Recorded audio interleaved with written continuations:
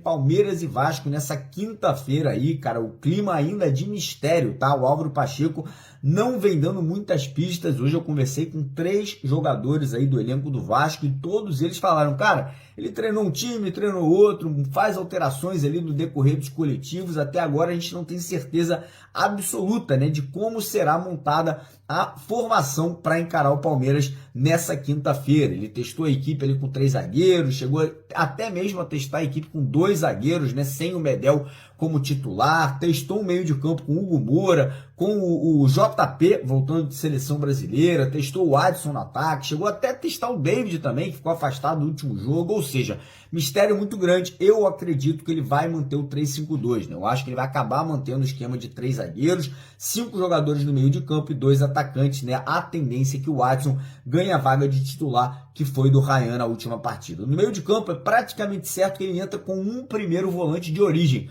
ou o Hugo Moura ou o Zé Gabriel. Parece que o Hugo Moura tá na frente dessa disputa, né? Parece que o Hugo Moura aí vem treinando mais como titular do que o próprio Zé Gabriel. E outra mudança praticamente certa é a entrada do PH na ala direita ali, na vaga do Puma Rodrigues, né? Que realmente não agradou na partida contra o Flamengo e volta aí pro banco de reservas nesse jogo contra o Palmeiras. O fato é, o torcedor tá com uma expectativa muito grande para ver as mudanças, mas as mudanças aqui, ó, dentro de campo, como que a equipe vai atuar, qual vai ser a mentalidade, se o time vai entrar com mais vigor, com mais força, com mais intensidade, vai ser uma equipe mais competitiva que foi nesse último jogo, né? É isso que o torcedor pede. Lembrando que em caso de mais uma derrota do Vasco, há grandes possibilidades da gente voltar para a zona do rebaixamento, né? Voltar para o Z4, que não é o que o torcedor quer, não é o que o torcedor precisa nesse momento de instabilidade, né? Lembrando que o Vasco vai ter uma sequência complicada pela frente, Palmeiras, Cruzeiro, Juventude e depois o São Paulo, né? Então são 4 pedreiras, 4 jogos aí realmente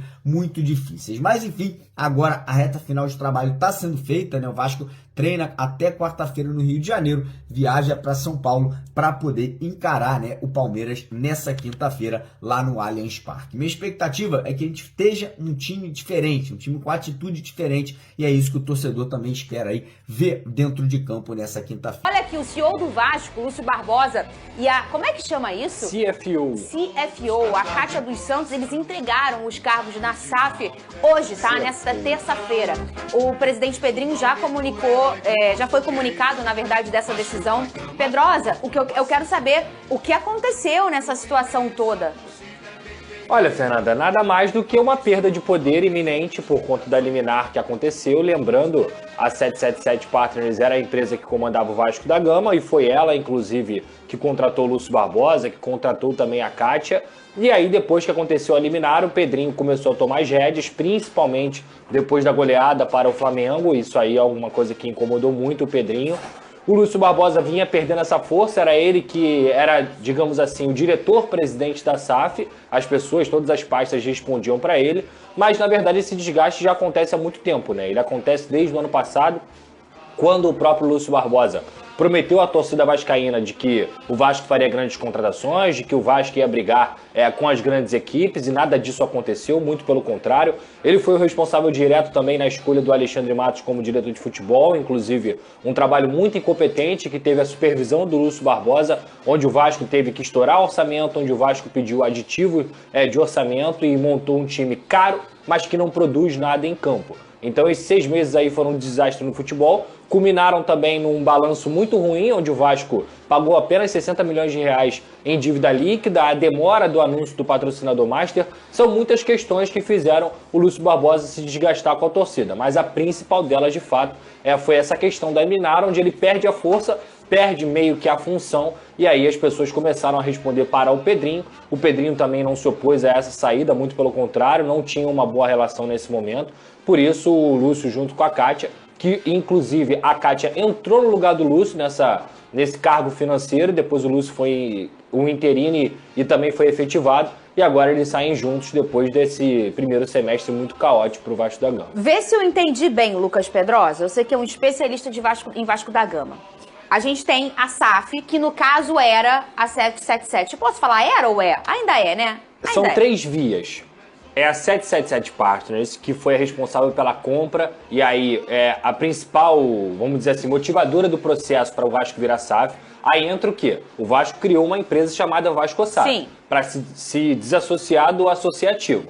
Sendo que 30% do associativo, 70% da 777. Porém, como eu já falei aqui, essa conversão de ação ela só acontece mediante os aportes. Até o momento a 777 aportou 31%. Então ela tem 31% da SAF do Vasco. Com a liminar, o comando da SAF do Vasco, ela sai da 777 e passa a ser novamente do associativo. Então por isso que quem está tomando as rédeas da situação hoje é o Pedrinho e tenta também um comprador para comprar essa parte da 777. E aí é nesse ponto que eu quero chegar. A gente, olhando essa situação toda que você acabou de explicar, a gente tem a SAF, que o pessoal fala, o Pedrinho não se dava bem com a SAF. Não se dava bem com a SAF 777. Isso. Mas o Pedrinho é a favor da SAF, do Vasco ser Vasco SAF. Sim. A empresa que foi aberta e ele existe, que é a Vasco SAF, o Pedrinho apoia. O Pedrinho não tinha um bom contato com a empresa que havia comprado essa SAF, que é a 777. Isso. E na minha leitura, pelo que eu entendia,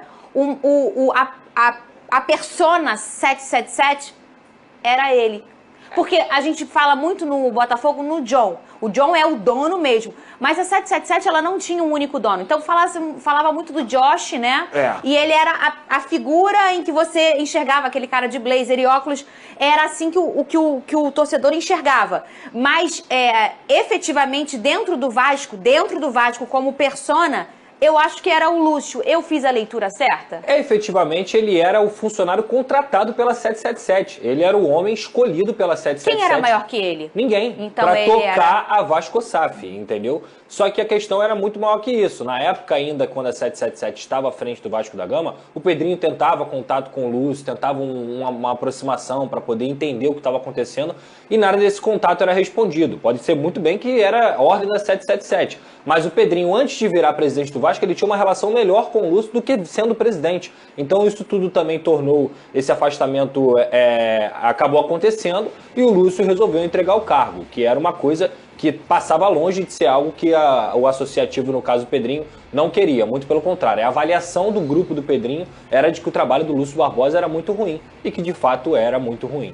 E a gente sabia, o Venê, que quando se tinha um bom contato antes, em que o Pedro não era presidente, e ele inclusive foi convidado para trabalhar na Vasco SAF, na 777. Pelo próprio Lúcio. Depois que o Pedro começa a ser o personagem de o guardião dos 30% e talvez do restante também, cara, eu preciso estar de olho nisso aqui, no que eles estão fazendo com esse Vasco, né? Ele passa a ser esse porta-voz.